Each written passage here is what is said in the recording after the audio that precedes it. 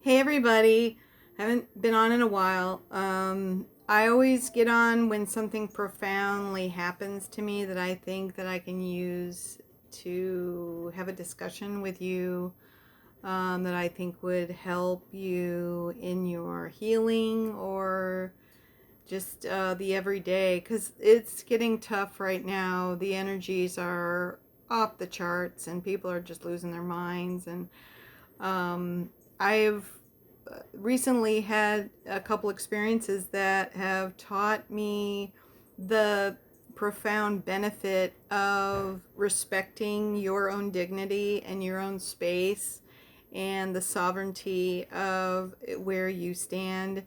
The spiritual teachings that talk about know thyself, the reason for that, when you really understand the concepts, is when people come into your energy field and impose themselves on you.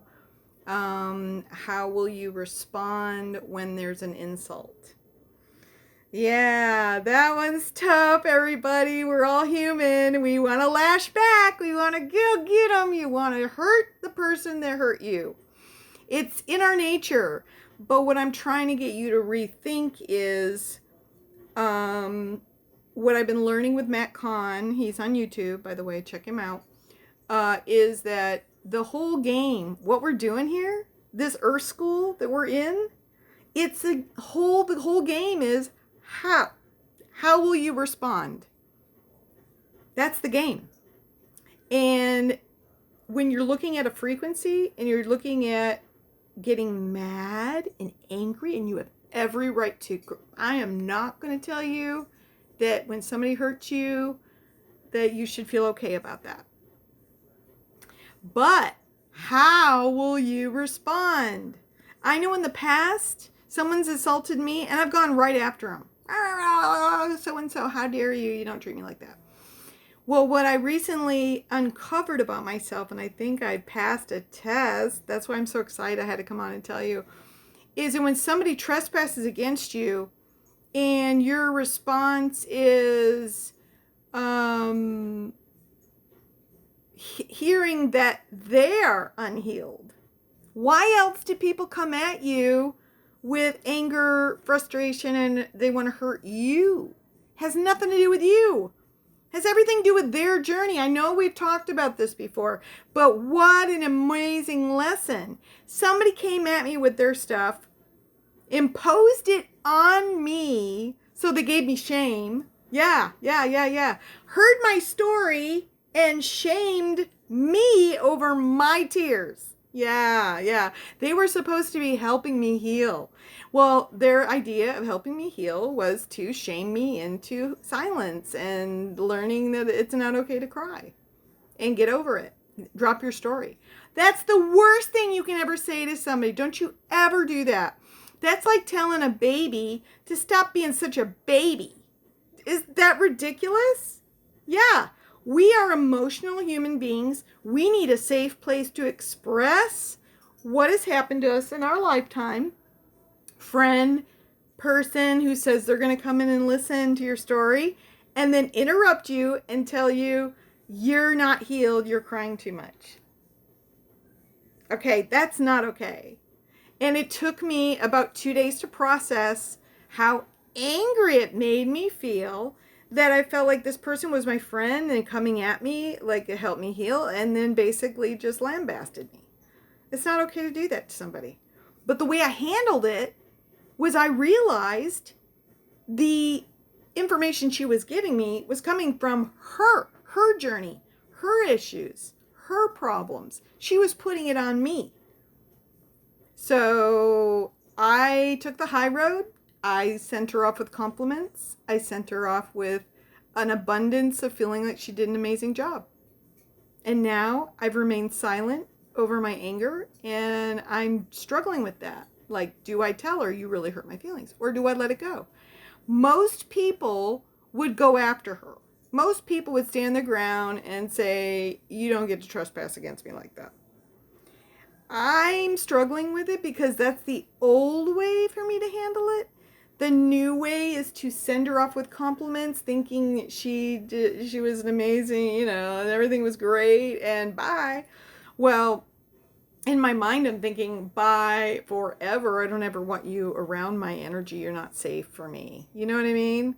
Yeah. Number 2 example. In 1 week, people, I got all these people coming at me. Somebody who's interested in me, multiple phone calls, like ad nauseum to like, answer your phone. I won't answer. Look, I'm resting. You're not respecting my space. I don't have to talk to you. And when somebody's that insistent, it always makes me feel a little uncomfortable. Like, why are you needing to talk to me right now? You know what I mean? Like, why is it not okay for me to have my sovereign space where I just don't feel like talking to you? And that's okay. Why is it like you have to talk to this person? They want to talk to you. You don't have to talk to anybody. This is your life. You can say no. If your gut says, this is not a match, this is not a good situation, you're way too insistent to talk to me. My alarm bells go off. And why are those alarm bells there? Because of the trespasses in the past. I am like a reed in the water. You know what a reed in the water does? It bends for everybody, because I don't want anybody to have hard feelings or feel bad, or and you're always a people pleaser. You want everyone to be happy, but you have a right to stand up for yourself in a kind way. And that's where the whole thing comes in. That's the secret. Kindness. You have to throw the kindness, even when they're being ugly. Because the whole game is, how will you respond? And the thing is, what has gotten us this far in this society? Does everybody understand our path so far in history? Does everybody understand that in our history, when somebody hurts us, we hurt them back? Isn't that what war is? You throw that at me, I'm going to throw it back at you. It's in our nature. Oh yeah, we want to hurt them. They hurt us. I want to hurt you back. It's almost like it's carnal. It's like built deep inside us. The retribution. I just want justice. And you can explain away why you feel vindicated to attack somebody because they attacked you. You'll have every excuse in the world. And the problem is, if we keep perpetuating this cycle of, I'm going to hurt you because you hurt me, where are we going to be? Is that the future that we're working for here? That's my question to you. I want you to mull this question over inside of you and say, you're a human being. You deserve to be treated with dignity and respect. Always. Doesn't matter if you're losing it. The person that is understanding why we're here and what we're here to do is never going to yell back at you after you've yelled. They're going to be quiet, and they're going to understand that's coming from you. The one yelling is the one that needs the love and the healing. And it seems a little counterproductive in our schools to be turning our libraries into discipline centers in Houston. That's like adding fire on top of fire. Do you see that? Our children need someone to sit and listen to them. Love them where they are. Support them. Obviously, if they're acting out, they're having a tough time. You don't know their journey. Why don't you get to know what's going on in their life? Why don't you have an ear for them and a heart for them? Do you think that we could change the world if we would just sit with all the people that are screaming and yelling and allow them to tell us why they're so upset? And understand that it's not a personal thing? Anybody coming at you with anger, it's not about you. make sure that you understand that everybody that watches my videos, that would be my wish, is that everybody stop taking everything so personal. And I am the queen of doing that. That's why I'm on here talking to you. Because I am also flawed with the understanding that I want to hurt when somebody hurts me. Because it's a natural human nature. But what we're doing here is we're creating a new earth, the new paradigm, the new energies that are coming in. And it's about being okay in your sovereign space to say no out of love and to hold your ground. And when somebody comes at you that's belligerent and mean and nasty, do not respond with the same at all. Do not do it. Take a step back, take some breaths, and remember what I said. They are hurting. They're showing you where somebody hurt them. This is not about you. And you are put in their path. Why do you think? That's a test. You are being tested. I passed the test when she came at me with how I was wrong to cry and tell my story in a sad manner, made her uncomfortable. I came at her with understanding, compassion. I gave her all the kudos for being so insightful. Do you think I argued with her? Do you think that I told her she was wrong? No. Part of me thinks I should have, to stand my ground. But another part said, it's none of your business. That's for the universe to fix. The universe, God, that organized energy of awesomeness is the corrector of the problems. We are lowly little sparks of divination walking around, and our job is to just be.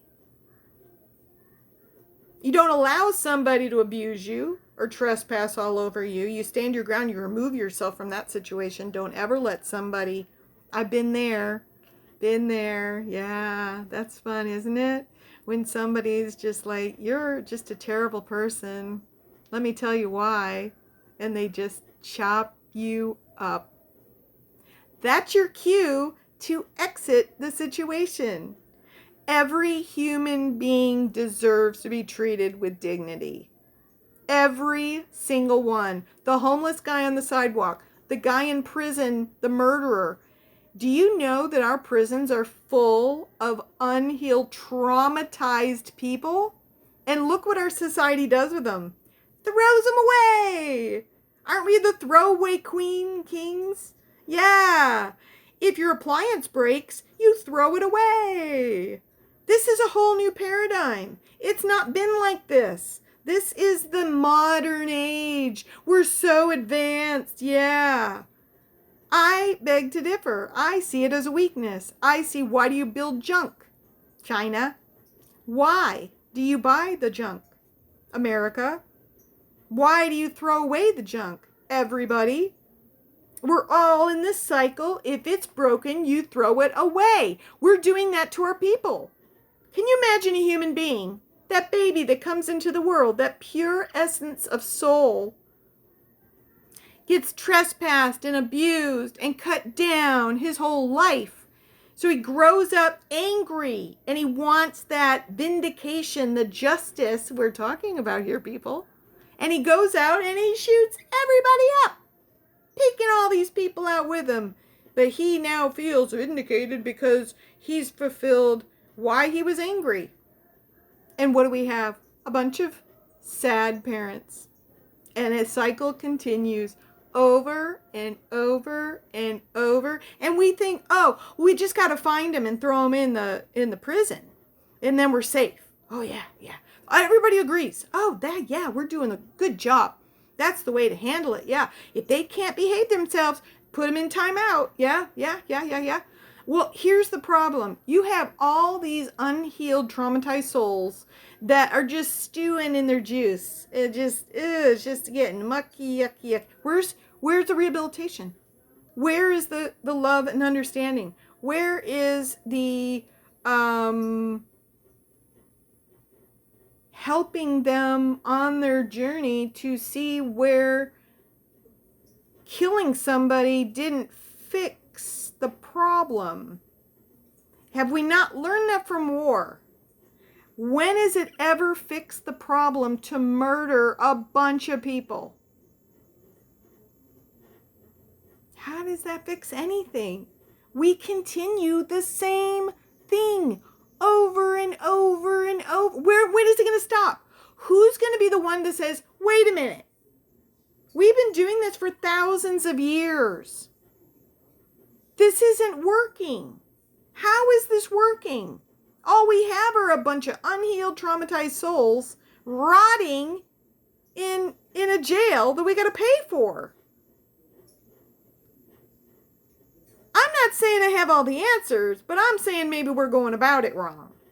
And it starts with our children. It starts with these little kids that we're going to stick in a detention area instead of giving them a book. Telling them, you can learn a lesson by reading a book. But no, we're going to lock them away and punish them. And they're going to graduate with assault charges. And they're going to be angry. And they're going to go out and they're going to hurt some more people. When is the cycle going to stop? All I'm saying is that love is the answer. It's always been the answer. And our Christian religion and all of our religions, the Muslims, and they're a little bit more violent than the Christians, but all of religion has been promoted throughout the entire world over thousands of years by rape and murder. How is that the love and the word of God? Explain that to me. If you want to understand your history, you're going to be sadly disappointed to see a whole lot of murder if you don't convert. And that goes for Christians and Muslims. 80 million were murdered, burned at the stake, killed with a sword, all in the name of Christianity. 80 million. That's more than any dictator in the history of this earth. And that's peace and love? See, we've got to reevaluate our history. We got to reevaluate where we're coming from as a whole. And if we're going to move into a new frame of mind and a better place of being, a higher vibration, we're going to have to let go of all the feelings of our justice, our retribution. Oh, I have a right to hurt that person. They hurt me. You got to step out of that paradigm, people. I'm telling you, you're not building a better world by being angry and lashing back out. You're not going to do it. You're going to have to recognize that every human being has a right to their feelings. We just need a healthy way to work through them. And it starts with you and I. It starts with our ability to have a kind ear to a person who needs to vent. And not take it upon yourself like, oh, your energy's too much for me. If their energy's too much for you, you're not in the right business. If this is your job. I'm just saying. Like, if it's your job to listen to someone's trauma and you're stopping them and saying it's too much, you better not do that job. Or you better fix why you're unable to listen to their journey. You understand? You take responsibility for yourself. Stop gaslighting people and making it their fault for making you feel bad because they're emotional. When was that ever a healthy response to somebody's sadness? It's really burned me out in the last few days. I had to come on here and tell you guys that it's so interesting, this journey we're all on, of how we respond to the different characters that come in our play. Remember, all the world's a stage. Everybody that comes into your life has a lesson for you. And this one that I'm talking about today is huge.